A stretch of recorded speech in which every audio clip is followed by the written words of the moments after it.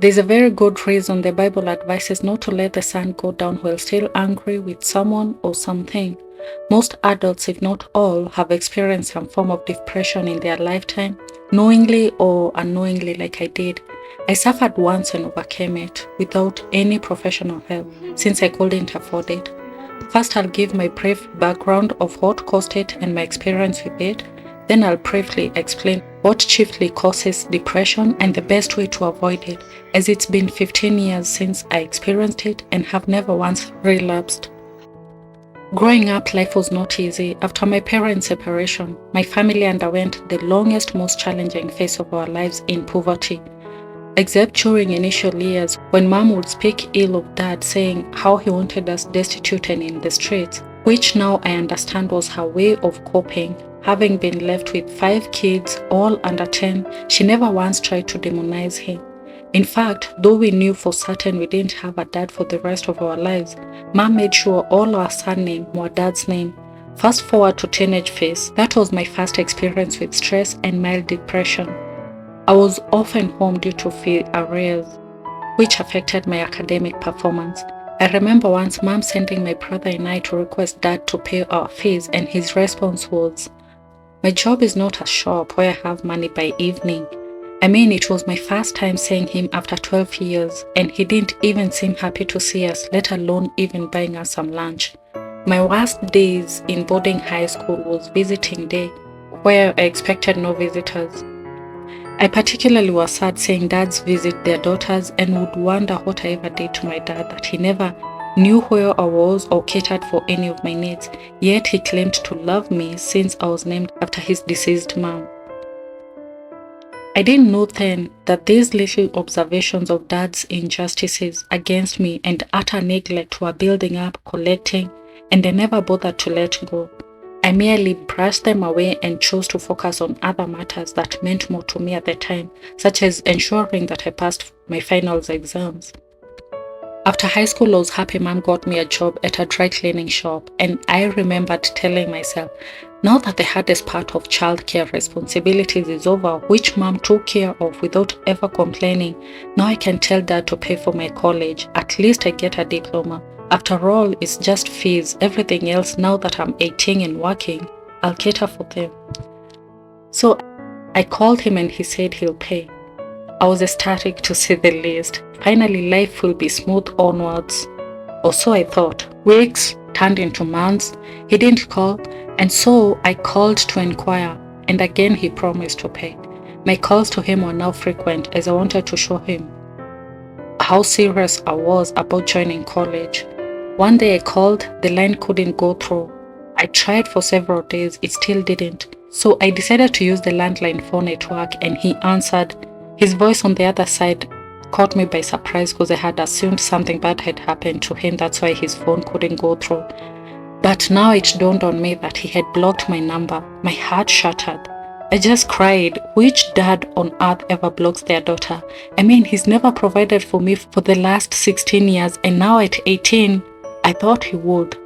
I think mom just wanted us to know what type of a dad we had, as she never intervened. But I remember once we all started working, she mentioned it's good to help out dad. Him blocking me unleashed blocked emotions I had buried over years of noticing dad's absence and neglect. I subconsciously dwelled on the pain he caused. I started blaming all my sufferings and misfortunes on him. I started gaining weight due to stress eating. I started being angry all the time at everything and everyone. My famous smile faded and was replaced by a frown. I couldn't find anything worth being happy about. I was angry at people for being happy and laughing and smiling. I started hating everyone and started keeping count of the tiniest misunderstanding with other people. I was bitter and hated this feeling. I felt like a zombie. All along going to church and participating in worship and other church activities. I remember once the pastor called me and told me everyone in church is now afraid of me because I seem always angry and push them off every time they try connecting. The frown was so noticeable that everyone kept off. Honestly, I didn't know it was depression. I just knew I was angry at everything and everyone. It was much later after healing that I realized it was depression.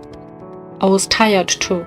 I missed me, the easygoing me, the light me, because this knot on my chest was eating me alive and weighing so heavily on my shoulders. I hated how I looked, and the more these emotions were high, the more I ate. The chewing disrupted my thoughts, and so eating was the only time I could silence the mind. It was too much and I wanted it all to end. I remember praying to God to take me home because I was so tired and life was meaningless. This went on for several months and started not feeling anything. I was zoned out and I felt like a zombie or a robot. Then one Sunday the pastor preached about forgiveness and I finally decided to open up about my issue with Dad. Honestly, I didn't know Dad was the cause of that messy psychological state I was in at the time. I just guessed and told the pastor maybe it's him who's got me all angry and riled up all the time. I learned there is true forgiveness that does not involve merely saying I forgive you and that's all. This one involves taking to God the person that wronged you and asking Him to give you the strength to forgive them. It involves recognizing that for God to forgive you your sins, you must also truly forgive others. I had to recognize that Jesus died for Dad's sin as much as He died for mine. And so I have no right to shove Him aside. Only God can do that, and only He has the right to do that. I realized that I did not die for any of His sins, including abandoning His children. Jesus did. I won't lie to you, it was hard. It was really, really hard. But recognizing this gave me compassion. It was either that or I continue in my depressive misery. Often, it's only the hurt party that suffer most than the wrongdoer. And since it was hurting me more than him, I knew it was time to let it all go. I had also watched the Shark movie and the part where the murdered child's dad asked God why He allows such people to live, and is shown how the murderer's dad used to torture him as a kid. It got me reflecting on the reasons my dad may have behaved the way he did, which in no way were a valid excuse, but it helped me understand a little. My dad's mom had died when he was in grade 6 and was brought up by a stepmom. I don't know much about his upbringing, but I assume it might have contributed to his behavior as a father. Gradually but steadily, I began to heal. The heavy weight started getting lighter. My faded smile started coming back. God was helping me heal every day. However, negative thoughts against Dad didn't stop resurfacing. But every time they did, I would proclaim inwardly or outwardly that I have forgiven him.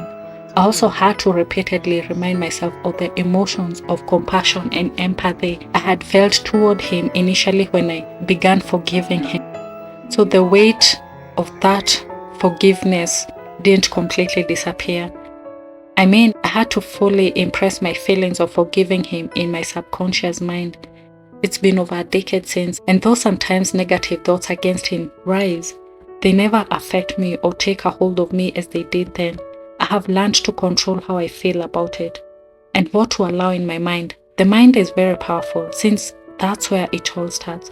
That's where all depression starts, and our feelings and thoughts control it. They play a big role in it. There's a reason we are told, don't let the sun go down on your anger.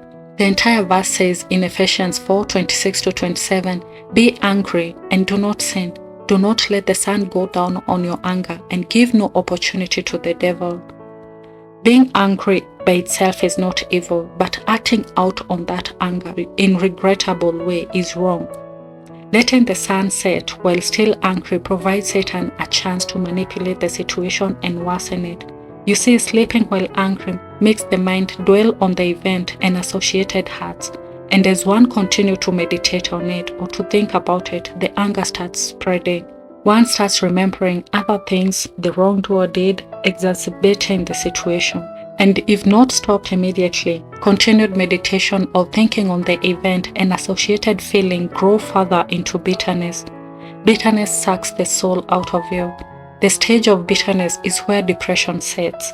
So to avoid depression, make use of the advice and never let the sun set while you're still angry with someone or at something. And by this, I don't mean suppressing or blocking the anger. The Bible clearly shows anger is not bad by itself. Sinning due to anger is. So learn to process the anger. If treated unfairly or wronged, Process through the situation, picking what is good and hold on to it, and discard anything else that steals your peace and joy. The Bible also says that, see to it that no one falls short of the grace of God, and that no bitter root grows up to cause trouble and defile many. That's Hebrews 12:15. Bitterness does not form overnight. It's a long process of dwelling in anger and meditating or thinking of the wrong done to you. It is this continued and prolonged anger that develops roots of bitterness, and this bitterness affects your health, causing depression. And yes, this can be problematic, as my personal experience shows. Everyone feared me then, and no one wanted to approach me.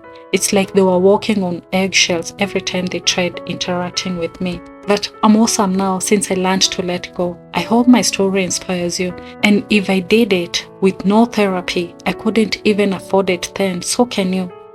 You have the power within you to overcome depression. And if you need guided help, feel free to contact me, all at no charge.